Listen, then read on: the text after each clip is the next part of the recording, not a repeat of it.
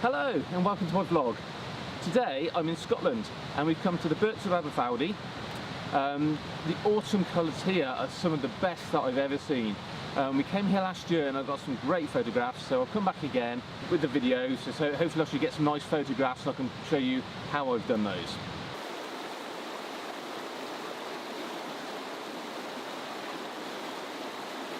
I hope you can hear me now, but I found a lovely composition right next to the river.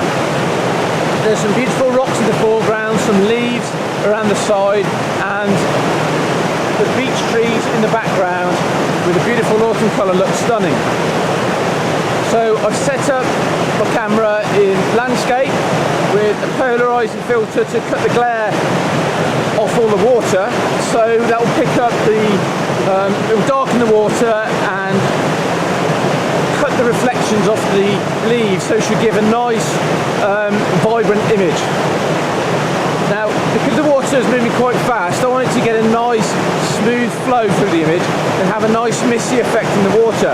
So to achieve that, I've set the camera to I think it's f11, which is a nice sharp focus throughout on this lens. I'm using a 16 to 35 lens. It's set at focused at infinity, so I should get a nice crisp focus from the foreground to the background. I'm using ISO 100 to give me the least amount of noise in the image, and that gives me in total 20 seconds. So that gives a nice misty movement and turns this water into a nice glassy misty effect around the rocks, and I think that should look quite pleasant.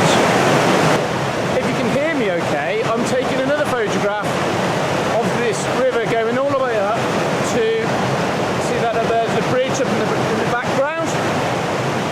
So I've got some lovely rocks in the foreground creating some movement down here, and I've got an exposure of f11 and 30 seconds, so that should give me a nice milky smooth water running over these rocks here. The light is going a bit now, so there isn't any sunlight, it's all dappled, and this is the best light to do treescapes in. So if you're in a woodland and it's very bright and sunny, you get a lot of contrast and it's very difficult to get the photographs. I took a few photographs last night down by the burn and tried to video it, but the water's very noisy. It's been raining for the last few weeks and it's very full, so I'm trying to do a bit of videoing away from the noise so you can actually hear what I'm saying. So what I'm going to do now is find a nice location that I came to last year.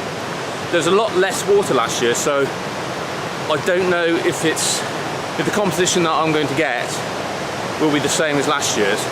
Not that I want to copy it, because I was very impressed with the photo that I took last year and I was very happy with the composition, so I don't think I can better that.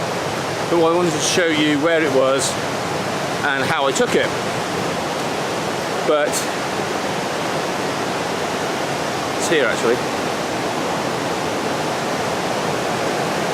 Wow. This is completely different to how it was last year.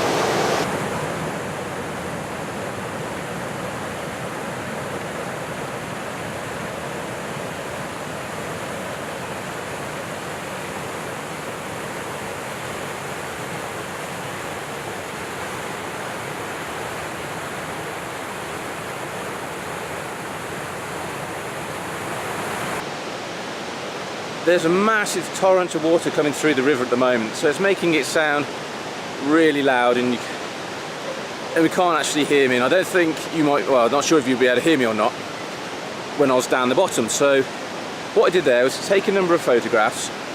I couldn't get the shot that I wanted from last year to show you where it was, but at least I could point it out and I'll show you my previous photograph. But I've taken a couple of panoramas, one looking in the same position as I did before. The original one was a portrait, but you can't see the rocks or any of the foreground interest that I had in there before, so I just decided to go for a panorama instead, and getting all the leaves and all the rocks around it looked really beautiful, so I went for that instead. And then I also photographed in the opposite direction, looking behind me, and did another panorama. I used a polarising filter to cut the glare from the leaves and the water, because it's a white sky today, so there's a lot of white reflections off everything, and if you use the polarising filter, it will bring out the vibrance and saturation from the leaves. So I got that photograph, and now I'm going to go find a few more photographs near the car park. I personally think it's a lot more picturesque and beautiful at the bottom, and there's a lot more water down there, and the waterfalls especially. So I'm going to go down there and take a few photographs, and that should be a nice end to the morning.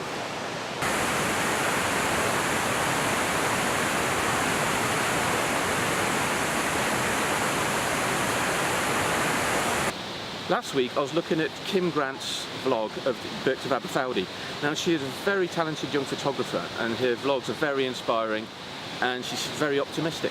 Now she took a photograph just underneath that bridge there, and it was such a beautiful photograph. Most people wouldn't see it because you're either walking over the bridge or the path goes up to the side, so it's a really good spot. I'm not going to try and replicate that photograph, but I'll put a link to her vlog in the description, but I do urge you to take a look at her vlog. They're so inspiring and the photographs are stunning, so please do have a look at those. We're coming back next week to Aberfeldy on the way back to England, but I don't think we'll have as much time to take any more photographs, so I'm hoping I've got enough photographs today. The colour hasn't quite turned here just yet, so wait until next week. The colour should be fantastic. For those of you who are still awake, you might have noticed I've changed my clothes. That's because it's another day and we're back at the Birks of Aberfeldy. We've got a long drive back to England, so we've stopped halfway down at Aberfeldy overnight. So I'm just quickly grabbing an hour this morning before we head off, just to go for a nice walk down the Birks. So the water this time is a lot lower. We've been up the top of Scotland and it's been very wet, but I think it's a lot drier here. So the water level's dropped, and that means there's going to be lots of different compositions that weren't there last time. So what I'm going to do is go back to the same place that I did last week, or as you're seeing this a few minutes ago, and show you some of the compositions, and they'll just go to show how when you go back to a photographic location you can do lots of different time of day, time of year, anything like that, and it's always going to be different. And also the leaves have dropped as well, so it's not quite as colourful as it was last week. Last week looked very early. There's a lot of green and everywhere is full, but it's just mostly bare now, so a lot of the leaves have fallen. So that must have been over the week, and I think it's a lot of wind, so it's just blown the leaves off.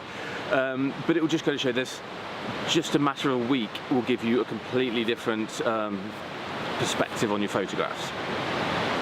Right, I've just been sitting talking to Robbie Burns, Tim. A lot of people ask me how to take waterfalls and moving water, and photographing water is quite simple. If you want to get a nice blurred photograph, all you need to do is have a long shutter speed. So the essential things for that will be, one is a tripod. You can't handheld it for a long time, so you definitely need a tripod. Usually the heavier and more stable they are, the better, but it's whatever you can afford and carry. An ISO of 100 means that the sensitivity isn't very sensitive, so it's at the bottom end of the scale, so it will take a lot longer for the light to react with the sensor. Also, if you're having a very small aperture, which is a large f number, say f16, f18, f22, something like that, it gives you a small hole that will block a lot of the light. And then to get the correct exposure, all you need to do is change your the shutter speed to as long as you can to get a correctly exposed image. If it's quite a bright day and you can't get that exposure correct, then put on a polariser. If you've got a neutral density filter, that will be ideal, and that will really block the light coming in, and it will give you a lot less light hitting the sensor, so you can get that longer exposure. Another thing that is important to note is when you're doing a photograph of an intimate scene, such as a close-up of a waterfall or in woodlands, it's best to do it when the sky is cloudy and overcast. If there's a lot of sun shining in onto the scene, because there's lots of things going around, like lots of trees, lots of shadows, all of that is going to give you is a lot of contrast. So what you want to try and do is reduce that contrast by going on an overcast day so it's quite dark, and then inside that woodland you'll get a nice evenly lit dark photograph. But then when you lift up the exposure a little bit and expose the scene correctly, those oranges, those greens will just be so vibrant, they'll just pop. As ever, thank you so much for watching, I really appreciate it. I really hope you enjoyed watching these videos, and if you did, please give it a thumbs up or give it a comment, or even if you didn't like it, please leave a comment, I'd love to read them. And if you haven't already, please subscribe so you get notified of any other videos that I upload. Well, thank you very much for watching. Bye for now.